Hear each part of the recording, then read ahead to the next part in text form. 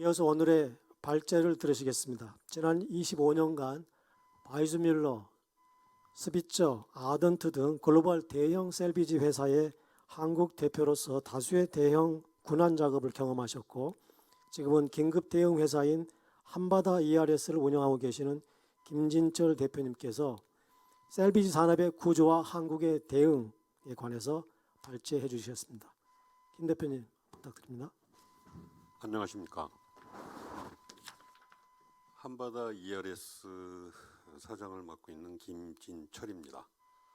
제가 그래서 이제 목차가 아까도 금세 말씀을 드렸듯이 조금 전에 말씀했던 목차가 이제 그런 내용인데, 해상에서 사고 발생 시 대응 체계라는 게 있습니다. 요거는 이제 민관, 공공부문과 민간 부문이 어떻게 나눠서 일을 하느냐 이런 문제가 있는 거고, 1차가 또 그거는 이제 예를 들면 시퀀스 부분의 접근 방향입니다. 또 한 가지 부분은 이해 당사자 쪽에서 어떻게 접근할 것이냐, 어느 일에 대해서는 누가 책임이 있느냐 이런 문제가, 그거는 또 공공 부분이 아닌 민간 부분일 때 굉장히 첨예하게 대립하는 부분이죠.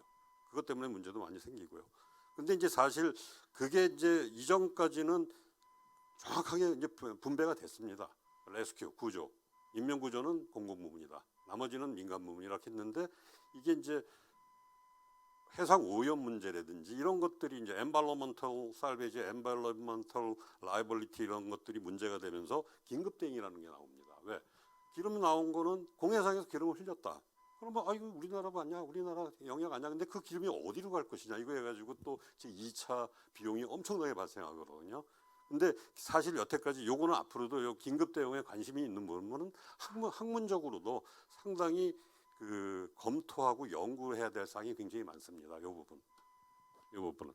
그래가지고 그것도 간단히 말씀드리고, 그 다음에는 이제 긴급 대응 및 군원 사업의 국제 환경. 왜 국제 환경을 알아야지만이 우리가 어떻게 대응하고 우리가 어떤 스탠스를 취할 것인가를 판단할 수 있는 기반이 되거든요. 그 다음에 이제 이제 큰 숲을 봤으면 나무를 봐야 될 거 아닙니까? 나는 어디에 서 있는가? 한국은 어디에 서 있을 수 있는가? 이런 문제, 그러니까 국내의 긴급 대응 및 군안 대응 현황을 말씀을 드리고 싶고요. 그 다음에 이제 해외 긴급 대응 및 군안 대응 현황, 이게 세계 시장에 관한 얘기겠죠. 그 다음에는 이제 현실적인 문제로 들어가서 긴급 대응 군안 잔존물 제거, 그러니까 예를 들어서 레스큐, 프라이빗 섹터에서의 전 세계 시장의 규모가 어떻게 되느냐.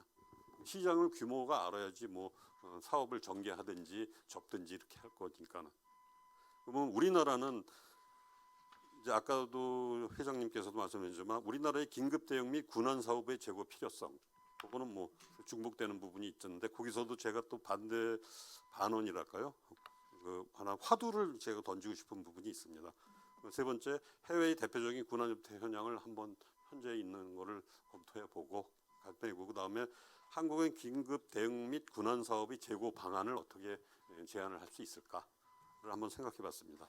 그거에 대한 또 간단한 추진 방안, 제가 가지고 있는 거를 설명을 드리도록 하겠습니다.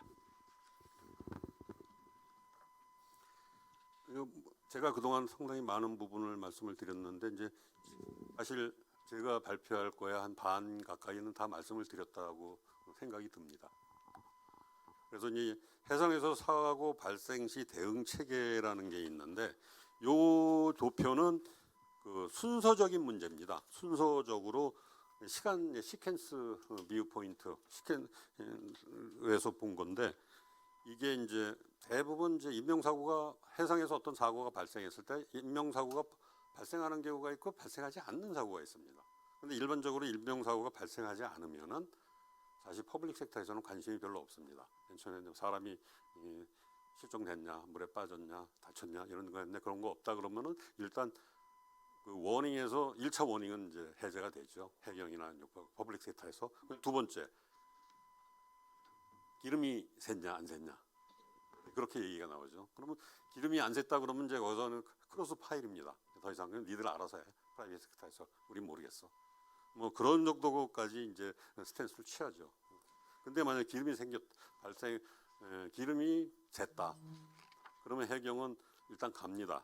가가지고 이제 에머전시 환경오염 대응을 시스템으로 들어가죠. 근데 이 환경오염 대응 시스템이 우리나라는 코엠, 미국 옛날에 알라스카에서 이제 발생한 그걸 해갖고 미국이 만들었고, 그거에 또 카피로 그걸 모니터링해서 우리나라도 코엠을 설립을 해갖고 이제 환경오염 대응을 하는데 이 환경오염 대응이 끝나고 나면 보통 이제 환경오염은 긴급 상황은 공공 부분에서 하지만은 어느 정도 정리가 되면 민간에다 이양하고 공공은 빠집니다. 그래가지고 이제 요 부분에 얘기가 말씀드린 게 인명 구조가 끝나고 환경오염 대응까지가 끝나면은 이제 여기가 이제 프라이빗 섹터가 되는데 제가 여기서 점선을 해준 게 뭐냐면 요게 긴급 대응에서 민간과 공공이 또 공공 부문이 약간 이해가 이렇게 상충이라기보다도 겹치는 부분이 있어요. 그런 부분은 굉장히 좀 디테일한 부분인데 그런 부분이 지나고 나면 이제 그게 이제 이게 살베이지에 속하냐 긴급 대응에 속하냐 뭐 이런 문제들이 또 발생을 합니다. 이게 다 근데 사실 돈의 문제거든요. 누가 이 돈을 부담할 것이냐. 왜냐하면 공공 부문에서 발생한 비용은 보상을 우리나라 법에서는 보상을 안 합니다. 근데 이제 그래서 코엠에서 발생한 비용은 코엠이 청구를 하죠. 그렇지만 해경에서 들어간 비용은 거의 청구를 안 합니다. 그러다 보면 셀베이지가 겹치고 그게 끝나면은 셀베이지로 가면은 이제 공공부문에서는 모니터링만 합니다. 이제 법적으로. 그다음에 이제 셀베이지가 되고 나면은 이제 잔존물 제거는 이제 할 것이냐 말 것이냐 거기에 관련된 규정에 따라서. 그러니까는 긴급 대응까지만 공공에서 굉장히 크게 압력을 가하고 그 이후로는 이제 제대로 법에 따라서 집행이 되느냐 안 되느냐를 모니터링하게 되는 거죠. 요거 대상에서 발표 대응 체계의 2탄은 뭐냐면은 그러면 이해 당사자가 누구냐? 왜냐하면 아까 말한 긴급 대응은 좀 말씀을 드렸듯이 인명 구조를 포함하고 환경 대응도 이제 포함하는 부분이 있었는데 아직은 정확하게 각 나라마다 여기에 그 정립이 안 됐습니다. 학문적인 정립이 좀 앞으로도 계속 필요한 부분이 될 것 같고요. ETV 유럽 같은 거는 ETV가 또 협약에 따라서 각 유럽 코스탈 라인을 통해 가지고 ETV를 다 강요를 하고 있는데 어떤 때는 정부에서 하고 어느 나라는 정부가 아닌 또 민간에다 그걸 이양하고 뭐 이렇게 하고 있는데 그거는 앞으로 하여간 긴급 대응은 환경적인 문제에 대해서 상당히 문제가 될 거고 우리나라도 살베지에 대한 것보다는 긴급 대응에 포커싱을 더 맞춰가지고 대응하는 게 낫지 않을까라는 생각은 듭니다. 그다음에 셀비지는 굉장히 간단합니다. 이 작업을 해가지고 실익이 있느냐 없느냐 민간에서 예를 들면 허렌 머시너리가 살베지를 주로 많이 하는데 200 구조하는데 100값보다 더 많이 들어간다 그럼 하지 말자입니다. 굉장히 간단한 겁니다. 그래서 인명 구조는 공공 부문이고 긴급 대응은 공공 부문과 민간 부문이 합쳐져 있는 거고 그다음 셀베지는 민간 부문 아주 전형적인 이해 관계입니다. 할 거냐 말 거냐. 돈 되면 하고 돈 안 되면 안 한다. 여기서는 뭐 나중에 또 부분도 있지만 잔존물 제거도 요거는 P&I가 맡고 있지만 민간 부분인데 과연 잔존물 제거는 왜 제거를 하냐 그러면 이 제거하는데 비용이 훨씬 많이 들어간다 이거죠. 현재보다. 이거는 해봤자 손해된 거예요. 살베지 회사는. 살베지 회사라기보다 그냥 이제 살베지 회사가 이거를 건져서 재활용하는 거는 불가능한 상태고 이제 폐기를 하는 거죠. 환경 문제 때문에. 이거는 법에서 제한하는 거고. 그다음에 이제 여기서 이제 이게 딱 떨어지면 괜찮습니다. 근데 여기서 이제 복잡하게 연결되는 부분이 있어요. 그래갖고 여기서 공통 부분이 있고 긴급 대응과 살베지가 겹치는 부분. 이게 이제 아까 말씀대로 기름을 수거하는데 코엠이나 해경이 나와갖고 기름을 빨리 하려 그러면 코엠 단가는 또 다들 아시는 분은 아시지만은 굉장히 비쌉니다. 사용하는데 코엠 장비는 다른 거에 한 2배 이상 제 기억으로는 한 2배 이상 가까이 되니까는. 그러면은 긴급 대응이 끝나면은 민간이 들어와가지고 민간이 그거를 테이크 오버 하거든요. 왜? 피해나 입장에서는 똑같은 기능과 똑같은 작업을 하고 향후 추가로 발생되는 그 긴급한 사항이 없으면은 니들 빠져. 우리 이제 민간이 알아서 할게 이래갖고 이제 그런 부분이 이제 참 긴급 대응과 셀비지는 민간 부분이 하지만은 그것도 약간 공공 부문하고 합쳐지는 부분이 있고요. 셀비지하고 잔존물 제거.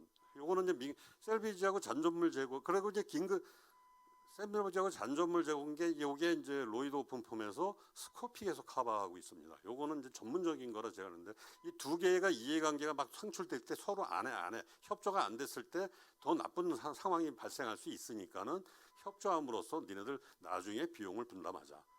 그러면 전체 비용은 줄고 나중에 나누면은 좀 비용이 좀 작아질 거 아니냐 이렇게 이제 얘기하는 부분이 스코픽 쪽에 이제 커버리지가 되는 겁니다. 그리고 긴급 대응 장조물 제거도 이것도 이제 민간 부분에 이제 스코픽으로 커버를 합니다. 어떤 케이스냐면은 배가 빠졌는데 기름이 흘렀다. 그러면은 공공 부문에 와서 작업을 하다가 민간 부분이 테이크오버를 하고 민간 부분이 테이크오버하면서 기름을 제거하는데 그러면서 단순히 기름만 제거하는 게 아니라 예를 들어서 이 기름 제거하는 것보다 배를 제거하는 게 더 훨씬 싸게 들을 수 있다. 그러면 이것도 이제 요거는 이제 P&I 쪽에서랑 협상을 하지만은 이제 스코픽은 터미네이터하고 기름 급한 거는 스코픽으로 작업을 하지만 급한 작업이 끝나면은 민간으로 이제 스코픽으로 해서 이제 민간으로 넘기는 민간이 아니라 그 에머전시 그 긴급 대응에서 이제 넘기는 그런 체계를 취합니다. 여기까지는 말씀을 드린 것은 해상에서의 이 살베지라는 비즈니스 자체가 그렇게 단순하게 그냥 우리가 생각하는 사업을처럼 이건 이거다 이건 저거다 이렇게 나눠지지 않고 굉장히 많은 이해 당사자들이 엮여 있어 가지고 그걸 조율하는 데 있어서 상당히 애로사항을 많이 느낀다는 것이죠. 그렇기 때문에 런던 애들은 영국 애들은 이거 가지고 변호사들이 수백 명이 먹고 사는 거 아니겠습니까? 그럼 이제 긴급대응 및 군안사고의 국제 환경을 말씀을 드리겠습니다. 기술 발전으로 해서 선박 사고는 상당히 감소했습니다. 진짜로. 근데 이제 뭐 사고에 이제 배가 커지고 위험하면 이런 게 나니까는 제 기억으로 제가 이 사업을 한 20여 년 전에는 로이드 오픈 폼으로 계약을 하면 보통 한 100만 불 정도 선에서 끝났어요. 그러니까 수백만 불 선에서 뭐 300만 불, 400만 불, 500불, 한 500만 불 많으면 500만 불인데 지금은 이제 이거 10배 정도 된 것 같습니다. 뭐 5천만 불, 뭐 이렇게 뭐 툭하면 1,000만 불 이럽니다. 뭐 로이드 오픈 폼을 한번 하면은 예를 들어서 다른 뭐 요번에 최근에 뭐 여기서 그 얘기를 해도 아시는 분은 아시겠지 모르겠지만 글로비스 스프링이라고 글로비스 배가 옛날 그 난사군대에서 어그라운드 된 적이 한 번 있었거든요. 몇 년 전에. 그건 별것도 아니라 단순하게 얹힌 겁니다. 그냥 그래갖고 그 사고 이유는 모르겠고 그래갖고 이제 중국 살베지 CRS가 와서 광저우 살베지가 와서 이렇게 끌어냈는데 그게 최근에 타결됐습니다. 그게 근데 일주일 작업해놨는데 그때는 이제 그것도 카고 쪽이 인터레스트가 한 60% 됐거든요. 선수는 40% 깼는데 그래서 런던에서 타결되는데 카고 애들이 리딩을 해서 타결을 했는데 그게 1,300만불에 타결이 됐습니다. 일주일 작업하고요. 그러니까 하면은 1,000만 불이 넘어가더라고요, 요새는. 그러니까 그래서 시장 규모는 거의 비슷하게 유지가 되겠습니다. 나중에 요거는 그 데이터로 시장 그 데이터로 제가 말씀드리겠습니다. 그리고 이제 선박 대여나 전문화로 인한 사고 구매의 대응함 및 고위험성. 아까 이건 회장님이 말씀드렸듯이 요건 이제 그냥 화면이 재미없으니까 조금 저거 할 수 있어요. 약간 전문적인 대응 기술이 필요합니다. 아까 회장님 말대로 6천 이상의 컨테이너가 대응할 수 없다는 얘기는 뭐냐면은 그게 이제 그 부분하고 확실하게 될 수 있냐면은 배 선폭이 늘어나고 그러다 보니까 컨테이너가 사고 났을 때 그 컨테이너 위에 크레인 전 세계에서 크레인이 안 닿습니다. 이 컨테이너를 내리기 위해서 크레인 리치가 안 닿아요. 가운데 있는 크레인은. 그래서 이제 그거는 이제 컨테이너가 사고가 났을 때 이거를 옛날에 함부르크에서 사고 났을 때 컨테이너 내리면은 함부르크 뭐 몇 개월 동안 폐쇄된다 이런 얘기인데 다행히도 뜨는 바람에 컨테이너 이제 그런 내용들입니다. 전문 대응 기술의 개발의 필요성이 증가하고 군안에서는 또 그런 현재까지 이제 아까 말한 LNG나 메가 컨테이너, 메가볼크들은 현재까지 존속하는 군안에서 혼자서 작업을 못 합니다. 대형회사 둘이서 예를 들어서 말하면 아던트가 대형회사고 스미트가 대형회사인데 옛날에 그 그러니까 머스코 호남 같은 경우도 두 회사가 합작해서 했고요. 그다음에 아까 말한 스텔라 배너 이런 것도 두 회사가 합작해서 했습니다. 한 회사가 거의 불가능해요. 그리고 이제 군안에서의 대학 및 국제 소수 정예화가 이제 진행 중에 있고 그래서 이제 지역의 민간 회사들이 커버링하는 분야가 굉장히 작아지면서 케이스도 없으면서 그런 국제 환경이 변화하고 있습니다. 변화했습니다. 한 게 아니라. 왜 국내 긴급 대응 및 군안 대응하면 뭐 요거는 제가 생각하기에는 우리 유찬열 사장님이 저보다 국내 환경을 다 아니까 저는 개략적으로만 설명을 드리겠습니다. 소형 선박 및 일반 사고에는 대응하는 점은 어느 정도 커지면 사실 자본과 인력과 기술, 기본적으로 자본이 아니라 인력이 없습니다. 인력과 기술이 실력이 없어서가 아니라 그런 걸 만들 수 있는 환경이 안 돼 있는 거예요. 그러니까 우리나라 삼성전자 굉장히 뛰어난 기술을 갖고 있면 전 세계에서 시장을 갖고 하다 보니까 우리나라 능력 있는 사람들이 거기 가서 다 열심히 일하지만은 여기는 뭐 시장 형성도 안 되고 하는데 능력 있는 다 안 옵니다. 그리고 최소 시장이 형성이 안 돼 있어서 뭐 조금 그 얘기는 똑같이 한 얘기가 되고, 그래서 뭐 어떻게 하느냐? 뭐 여태까지 물세 없으면 대부분 이제 우리나라에서 어떤 큰 사고가 발생을 하면은 해외 회사에다가 의존을 하고 있죠. 그거는 뭐 제가 특별하게 말씀을 안 드리겠습니다. 뭐 세월호 같은 예를 들었을 때도 그렇고, 국내에서 발생한 대형 사고 같은 경우는 뭐 니폰 살베이지가 뭐 상당히 많이 차지하고 있습니다. 한 70% 정도, 과거 10년 동안 대형 사고의 70%를 니폰 살베이지가 점유하고 있습니다.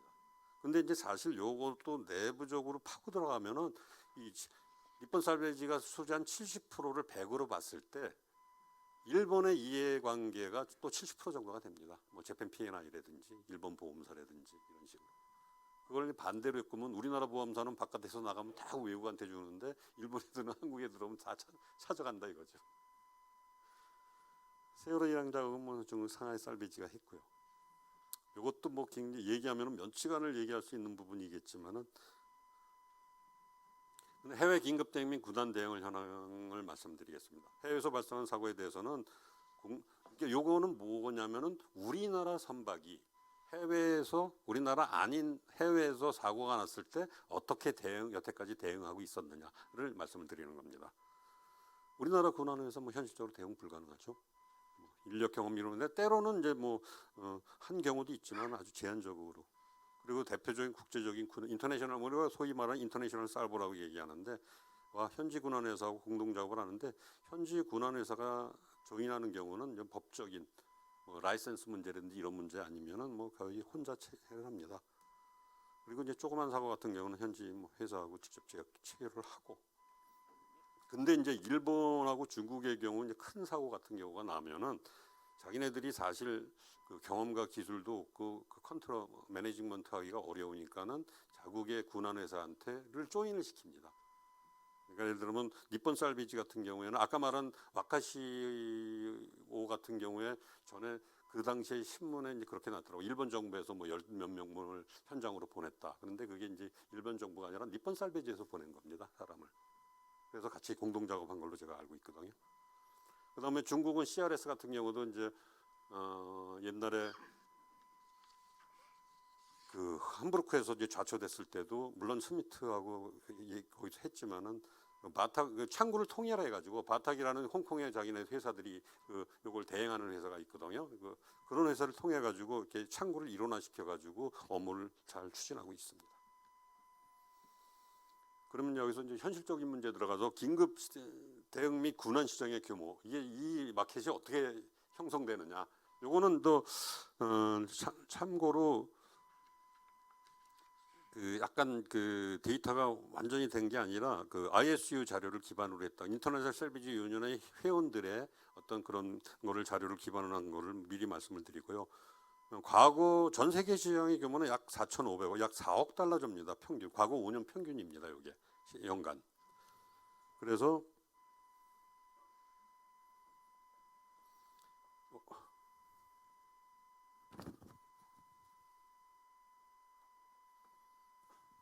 요게 이제 그 2016년부터 2020년까지의 그 ISU 멤버의 계약 그 규모입니다. 3억 8천, 4억 5천, 4억 8천. 2020년도에 이제 3억으로 떨어진 이유는 여기 이제 멤버들까지 내분이 좀 일어나가지고 몇 번 큰 회사들이 탈퇴를 했습니다. 자기네들은 그게 이제 우리나라 그 골든레이, 미국 스미터하고 TNT하고 소송 걸리고 TNT가 뭐 하여간 그런 해 갖고 그 인터내셔널 살바 하나가 빠져나가니까 이렇게 갑자기 확 떠버려 버린 거예요. 그런데 이게 다 커버가 안 되니까 여기서 제 생각으로 한 2배 정도 점은 충분히 하지 않을까라는 생각을 합니다. 그래서 한 한 8억에서 한 10억 달러 정도가 전 세계 시장 규모가 아니겠느냐라고 생각을 합니다.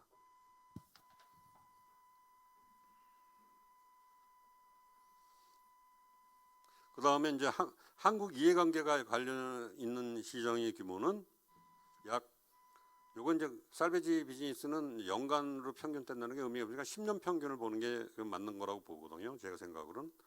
그래서 그 과거 10년 동안 약 한 350억, 한 3천만 불이 조금 넘는데 요것도 다 잡힌 게 아니니까는 요거에 한 1.5배 정도로 보면 되지 않을까라는 생각을 합니다.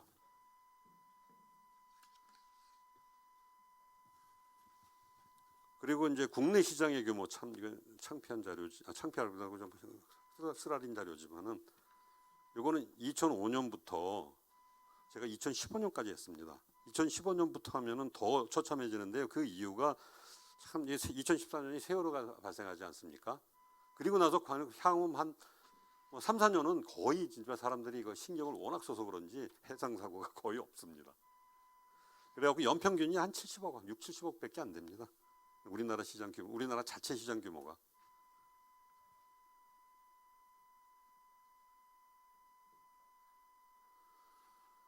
그래서 이제 국내 시장 규모는 여기서 말씀드리는 게 우리나라 시장 형성이 안 돼가지고 전문 사업 유지가 어려워서 부대 사업으로 대부분 유지하고 있지만은 인력 경험 부대 사업으로 유지하는데 누가 인력과 돈을 투자하겠습니다. 아무도 투자 안 하죠.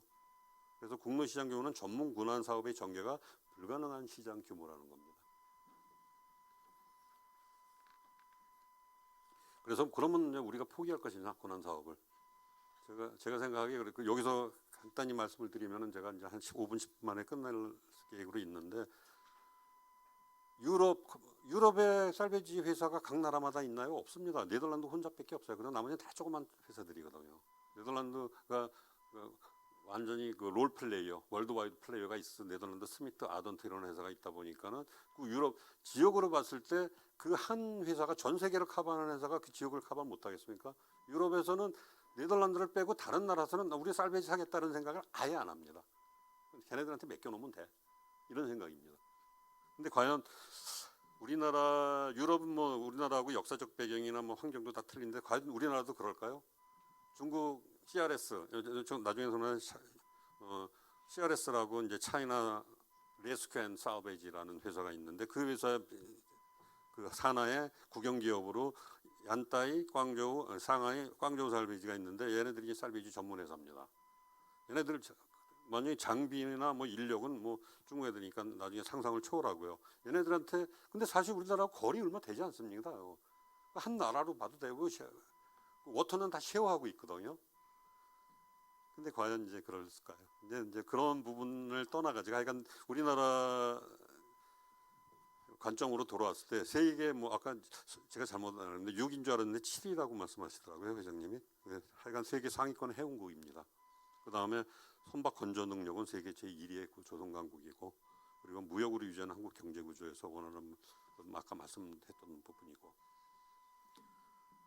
세계 해운 환경이 대정형 변해서 사실 이 살베지 분야는 월드 마케팅을 안 하면은 그러니까 삼성전자나 LG전자처럼 우리나라 뭐 전자시장이 얼마 됩니까? 근데 세계전자를 하다 보니까 세계 기업이 나오는 거거든. 세계 대장을 하니까는 그런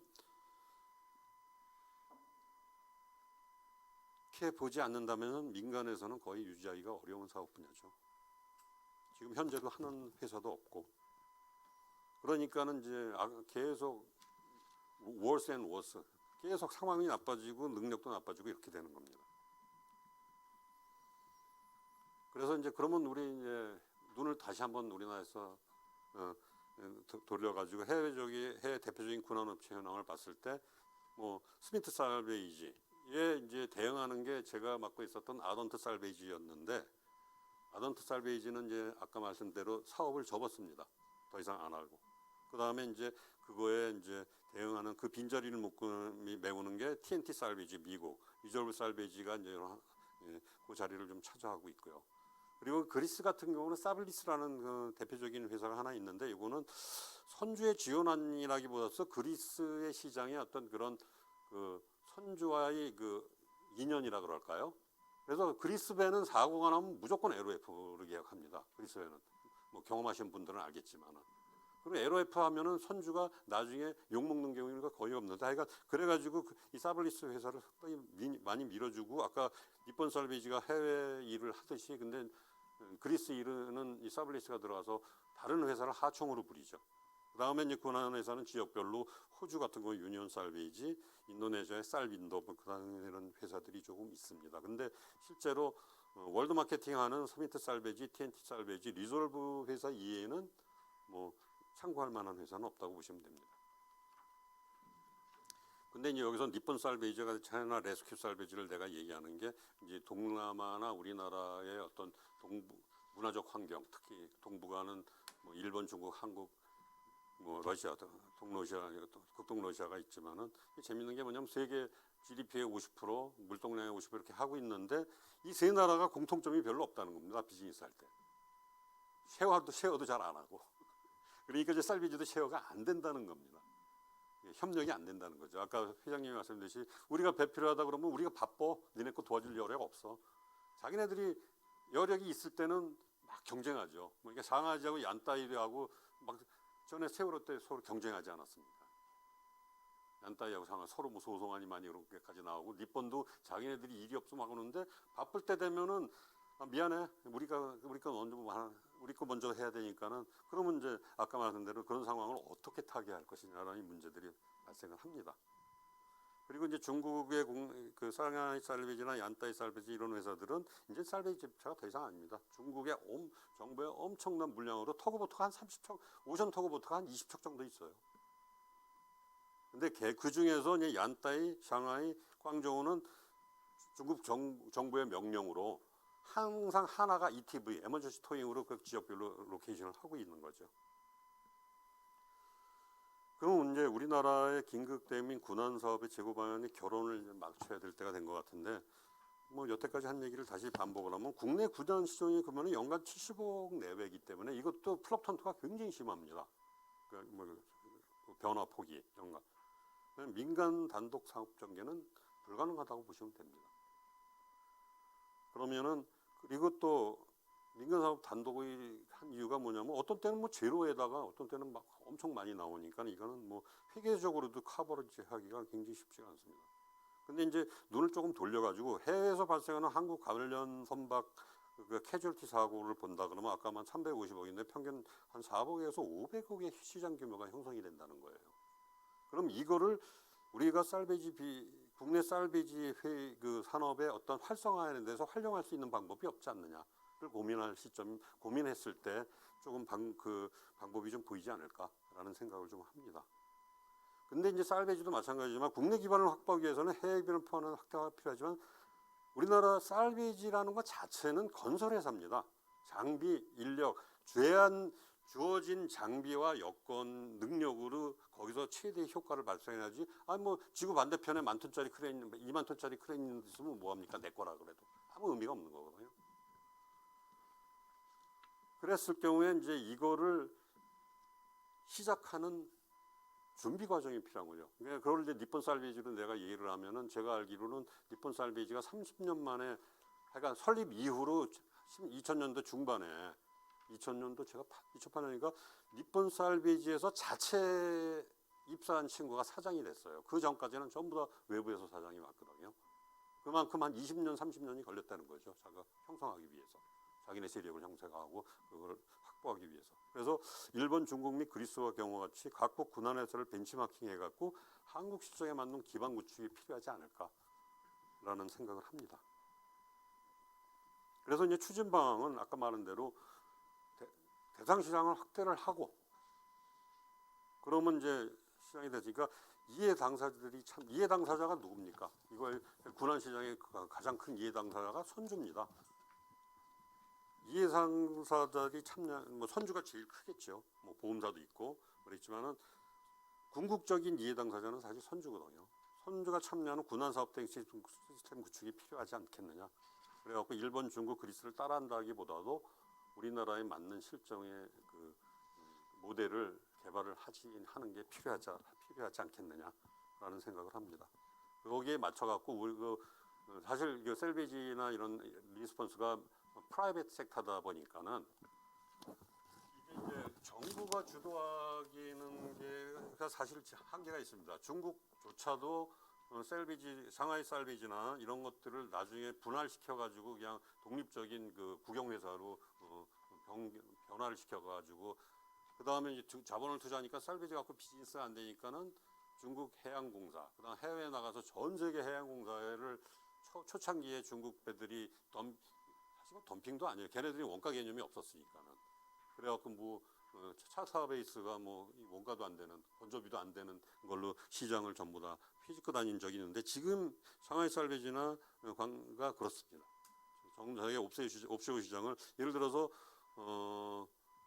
저기 그 남태평양에서 제가 그 배 이름을 저희가 작업했던 거 아던트가 작업한 건데 랭 리무브를 하는데 다른 회사의 반값으로 들어왔다 그러더라고요. 장비값을 안 집. 그러니까 사실 세월호도 마찬가지입니다. 자기네들 장비값 안 집어넣고 입찰해요. 걔네들 장비 감가상각 이런 것도 안 입찰하니까는 경쟁할 수가 없죠 그런 거.